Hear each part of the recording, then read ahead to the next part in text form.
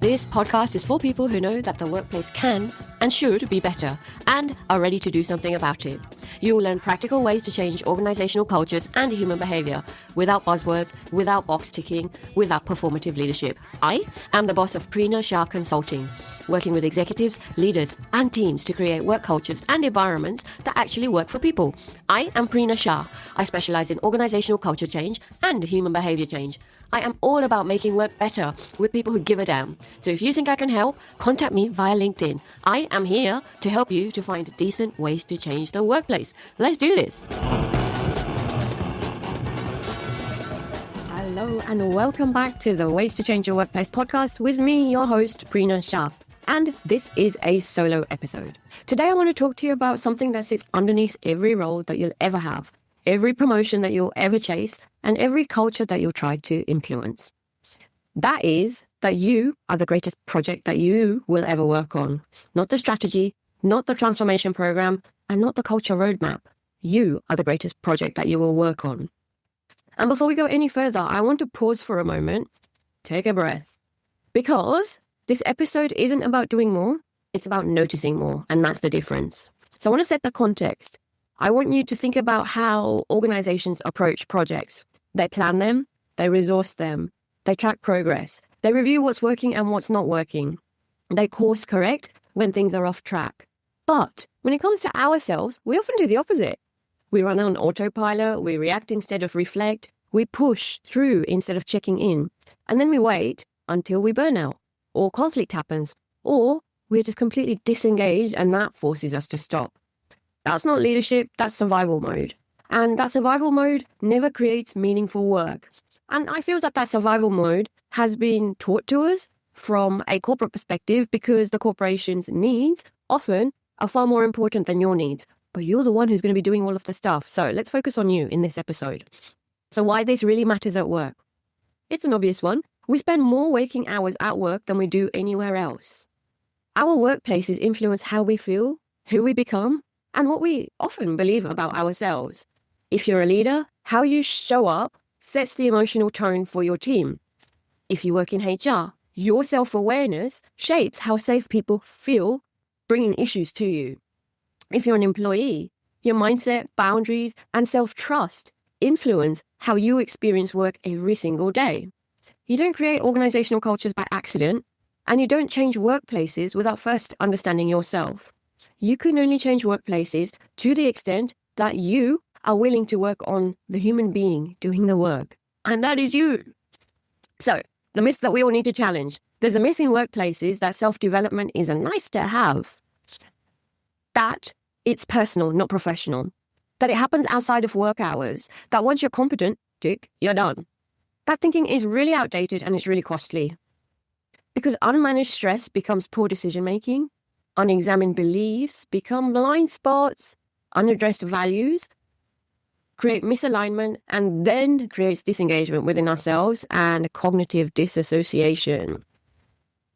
The greatest return on your investment you will ever make is not in software, not in frameworks or quarterly targets. It's in your personal growth, self-awareness, resilience, agility. I prefer agility to resilience now. Your presence and your capacity to lead from within. When you do work on yourself, your workplace eventually pays the price, which is a good price to pay. So you really need to reframe yourself as a project, and this is something that I've been working on over years. So let's reframe this. If you were a project, what would you pay attention to? Your energy levels, your triggers, your strengths and how you actually use them, your boundaries, your patterns under pressure. We all have them. Your definition of success, not the one that you inherited from work. That's a huge different story and a huge different definition often as well. Most people can tell me their job description, but very few can tell me how they operate at their best. That's the gap. And that gap is where frustration, burnout, and disengagement often live. So I don't know if you've heard about the concept of self-coaching. Self-coaching as a workplace skill is what I want to talk to you about. It's nothing woo-woo. It's something that I've been doing for years and actually started it myself when I was managing stressy, large HR teams when I was working in my corporate days. So self-coaching comes in many ways. Self-coaching is not about fixing yourself. It's about noticing yourself. It's the ability to slow down long enough to check in what's really going on before defaulting to old habits. It's asking better questions instead of staying busy. Questions like, I do self-coaching every Friday afternoon, so let me tell you, the questions that I ask myself every Friday afternoon, I then add it to my to-do list, so I'll explain what I'm doing. The questions I ask myself, it only takes half an hour. And I actually like to journal. Some people can think it through, but I think the act of writing is quite different. So the first question that I ask myself is, what am I learning this week? How am I right now and how has my week been? What were my wins and what has felt like success? What were my challenges and triggers this week? And what can I do to mitigate them? What do I want to be held accountable for next week? That ties into my to-do list. And then we can often BS ourselves so well. So I know I can anyway. So I delve deeper.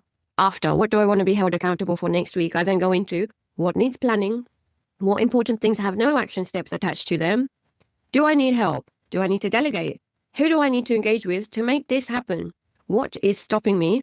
And how am I going to celebrate when I've achieved what I need to? Okay. So these are not soft questions whatsoever, as you have just seen. They're leadership questions, they're culture questions, they're change questions. And they rarely get asked in the middle of a packed calendar. But I made time to do this every Friday afternoon. I used to do this in my corporate days. I do this as a consultant, being my own boss now every Friday afternoon. So I want to give you a moment of reflection for anyone who's listening. Let me ask you this. If you managed yourself with the same intention that you manage your work, what would change? Would you keep overcommitting? Would you ignore early signs of stress? Would you keep saying yes when your values say no? Or would you finally pause long enough to recalibrate? Presence beats pressure every single time. Not doing more, but doing more of what matters, okay? So why I created my self-coaching guide, I actually have a journal that you can purchase, or I've got a free guide, a freebie altogether, which I'm going to put into the show notes, okay? Why did I create this? Firstly, it was for myself because I was stressing out and I was actually taking work home. So on a Friday afternoon, I used to just, try and wrap up for the week and then do my to-do list for the week after. But even then, the funk that was in my head stayed with me over the weekend, and I really didn't want that. So that's exactly why I created my self-coaching guide. So it's not another productivity tool. It's not another wellness checklist, and it's definitely not a PDF that you download and never open. So check out the freebie. It's in the show notes. I created it to give, firstly me, and now you, structure for reflection, for clarity, and for accountability. The self-coaching guide is designed to help you to refocus on how you show up at work. Identify the challenges that keep repeating. It will help you to create practical and intentional actions, and it will hold yourself accountable with care and not criticism. And so many people have extended this to use this from a personal perspective, and they've shared the love with their family and anyone else as well. So you are very welcome to do that as well. It is about guiding yourself week by week towards better decisions and more meaningful work. So we have to link our self-work to the kind of bigger work that we're doing, in your jobs. So here's what I know from years of working with leaders and teams. Workplaces don't change because of your values and your vision and your mission. No, they don't. They change because people change how they think. People change how they respond. People change how they lead. Once people change, the workplace changes, okay? So when individuals take responsibility for their own inner work, conversations improve, conflict becomes more constructive, trust builds faster, and work starts to feel meaningful again. You don't need a new title to do that. You just need the willingness to work on the one project that you never escape. That project is you. You. So before we wrap up, I want to leave you with 3 simple practices that you can start this week. Check in with yourself each morning. What do I need to do the most today? Not what everyone else needs. What is it that you need to do the most today? A reflection at the end of the day, if you so wish. Sometimes I do it, sometimes I'm too busy to. What worked? What didn't? What do I want to do differently tomorrow? But then the biggie, schedule one self-coaching 30 minutes, just a half an hour each week. I used to do it on a Friday after lunch. Had my calendar up, and I'm a writer, so I like to write because it gets my thinking out. So block it out in your calendar. This is not optional time. It's investment in your clarity, energy, and your own leadership. So if this episode resonated with you, I invite you to download my free self-coaching guide, which is in the show notes. Use it as your weekly reflection and planning companion, because the quality of your work will never exceed the quality of the work that you do on yourself. I'm back, and welcome back to the Ways to Change Your Workplace podcast. You can lead teams, build programs, manage projects, and launch strategies. But if you neglect the most important project, everything else becomes really hard. You deserve clarity. You deserve presence. You deserve growth. And you can start right now. You are not separate from the workplace. You shape it every day through how you show up. So if you want to change your workplace, change begins with you. Work on the greatest project that you will ever lead, you. Thank you so much for listening. Until we meet again in the next episode. Bye for now. That is over and out for me, Prina Shah, your host. If you like this episode, check out the show notes and sign up to my newsletter. That will help your workplace to be less shitty. It's full of novel ideas, good food for thought. And if you like this episode, pass it on to at least 2 people who will benefit. That's your good deed done for the day. Also, remember to subscribe to the Ways to Change Your Workplace podcast via your podcast provider, and I will see you in the next episode.